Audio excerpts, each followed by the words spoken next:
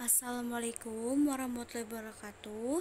Nama saya Desi Amelia dari jurusan Kimia Universitas Politeknik Negeri Samarinda Kampus Pasar. Kali ini saya ingin menjelaskan membuat video tentang spektroskopi inframerah. Sebelumnya, kita harus mengetahui apa sih itu spektroskopi inframerah. Spektroskopi inframerah adalah sebuah metode analisis instrumentasi pada senyawa kimia yang menggunakan radiasi sinar inframerah. Spektroskopi inframerah berguna untuk mengetahui gugus fungsi yang terdapat pada senyawa organik. Spektroskopi adalah ilmu yang mempelajari materi dan atributnya berdasarkan cahaya, suara, atau partikel yang dipancarkan, diserap atau dipantulkan oleh materi tersebut. Spektroskopi juga dapat didefinisikan sebagai ilmu yang mempelajari interaksi antara cahaya dan materi. Sedangkan inframerah adalah radiasi elektromagnetik dari panjang dari cahaya tampak tetapi lebih pendek dari radiasi gelombang radio. Namanya berarti bawah merah. Dari bahasa Latin infra adalah bawah, merah merupakan warna dari cahaya tampak dengan gelombang terpanjang. Radiasi inframerah memiliki jangkauan 3 order dan memiliki panjang gelombang antara 700 dan 1 nm. Kegunaan alat spektroskopi inframerah atau IR. Spektroskopi inframerah berguna untuk mengetahui gugus fungsi yang terdapat pada senyawa organik. Bila suatu senyawa diradiasi menggunakan sinar inframerah, maka sebagian sinar akan diserap oleh senyawa, sedangkan yang lainnya akan diteruskan. Komponen spektroskopi inframerah atau bagian-bagian dari spektroskopi IR yaitu 1. Sumber radiasi, 2. Wadah sampel, 3. Monokromator, 4. Detektor, dan 5. Recorder.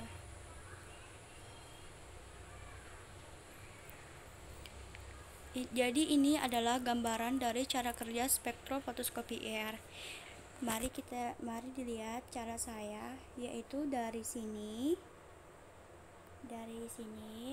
ke sini, ke atas, bawah, dan ke sini. Jadi itu adalah gambaran cara kerja spektrofotoskopi IR. Selanjutnya adalah prinsip kerja spektroskopi IR.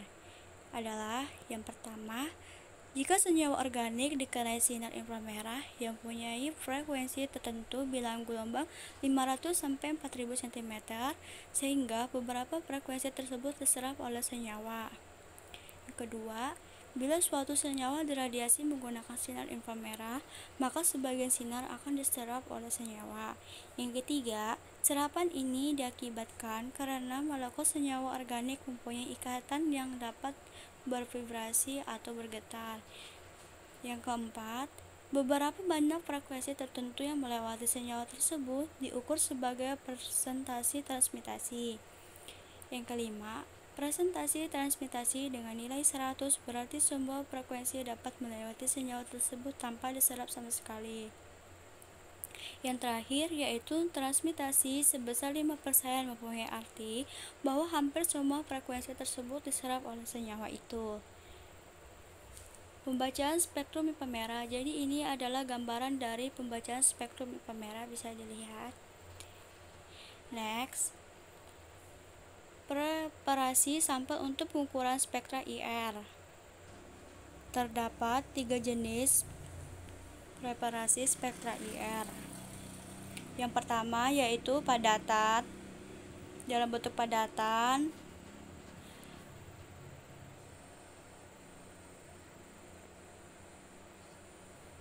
Yang pertama dalam bentuk padatan, yang kedua cairan, dan yang terakhir yaitu gas. Bentuk padatan, pembuatan suspensi padatan dengan KBR, sampel padatan dilarutkan dalam pelarut yang sesuai. Yang kedua yaitu cairan, sampel dalam bentuk cairan murni, sampel dapat diencerkan dengan pelarut yang sesuai. Yang ketiga yaitu gas, sampel dalam bentuk gas biasanya diukur dalam sel dengan ketebalan 10 cm. Mekanisme kerja spektrofotometer inframerah di Persib. Suatu senyawa organik dapat menyerap frekuensi saat dikenai sinar inframerah pada panjang gelombang 4000 sampai 500 cm. Serapan tersebut memiliki pola yang khas. Jadi ini adalah gambaran dari cara kerja mekanisme spektrofotometer inframerah di Persib. Kali ini saya ingin menjelaskan cara kerja dari spektrofotometer IR inframerah. Yang pertama yaitu sumber energi radiasi inframerah dihasilkan sebagai akibat pemanasan pada temperatur tinggi 1200 sampai 2000 Kelvin. Oleh pemanasan listrik terdapat suatu bahan yang berada pada sumber energi tersebut. Next, yaitu yang kedua yaitu ini radiasi kemudian terbagi dua, yaitu menuju tempat contoh dan pembanding atau referensi. Yang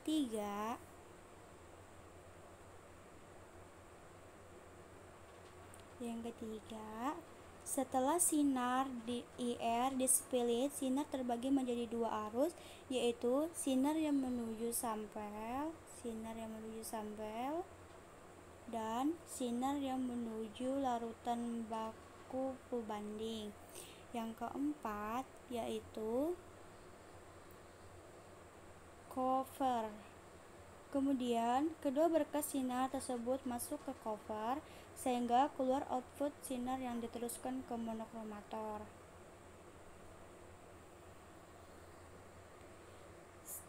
Ini yang kelima, sinar masuk melalui celah masuk atau alternasi pada monokromator. Yang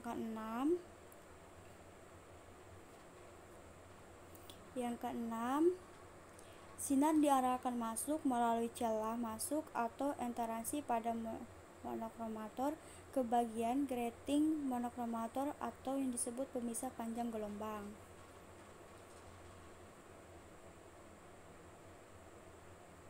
Yang ketujuh, sinar difokuskan oleh grating. Yang ketujuh. Yang kedelapan yaitu yang ini yang saya lingkarin. Sinar keluar melalui celah keluar atau ekstransi slit dan masuk ke alat scan frekuensi baru diteruskan ke detektor.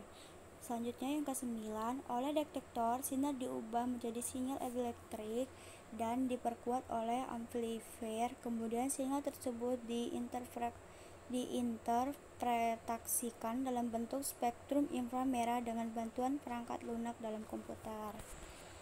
Jadi itu adalah penjelasan saya tentang mekanisme kerja spektrofotometer inframerah di Persib.